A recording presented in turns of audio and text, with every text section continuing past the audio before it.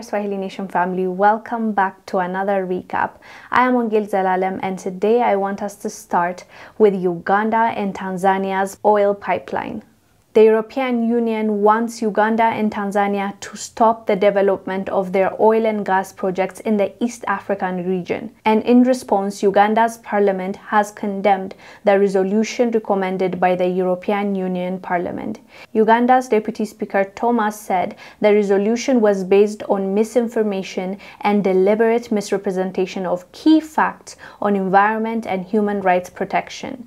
He said it represented the highest level of neocolonialism and imperialism against Uganda and Tanzania's sovereignty. This is so not fair in so many levels. This is going to change people's lives.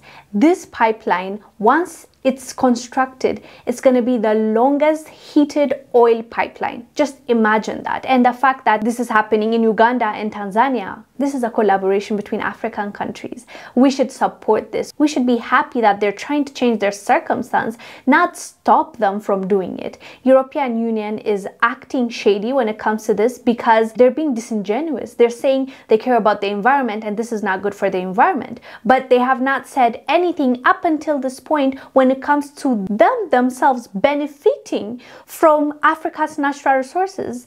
Now, when African countries are trying to benefit from their God-given natural resource, they're being told no. Yeah, it does not make sense, and I'm glad Uganda is calling them out on this. Nigeria. Morocco and Nigeria have signed an agreement to build a major pipeline transporting gas from southeast Nigeria and across the Sahara, going through 13 African countries. The 7,000 kilometers link originating from Brass Island will connect with the Maghreb European pipeline in northern Morocco. As I said previously, when it comes to African countries coming together and trying to work on a project and construct a pipeline and come up with something that will bring in revenue and benefit both countries, we're happy. We're happy that we are willing to work or trade with our counterparts. This is the best way we can better our economies. Kenya.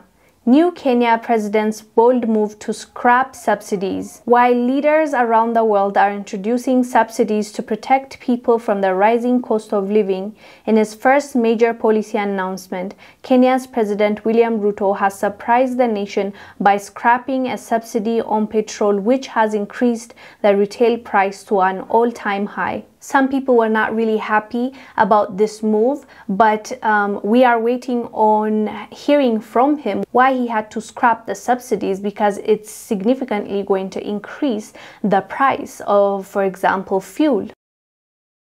Zimbabwe. Outrage as Zimbabwe arrests students protesting high school fees.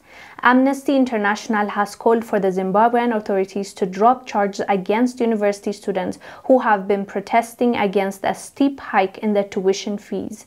14 students were arrested on Monday and charged with disorderly conduct. This story makes me sad because the students were protesting the school fees being expensive for them. As a government, even if you can't change it right away, you can sit down with them and try to fix it. You come up with a plan. You don't arrest them. You don't mistreat them. Like, this is so wrong. Like, especially coming from the government, you need to listen to the students. They are the future leaders. They are the ones that will take the power from you once you leave. But to treat your own people like this, I think is so wrong, and I believe the Zimbabwe government need to apologize and actually come up with a plan to make it better for the students. They're going to school to change their lives and their people's lives. Once they go to school and finish, they are going to contribute to the society. And as the government, you need to support that. You don't arrest them because they're telling you that it's very expensive for them to continue school.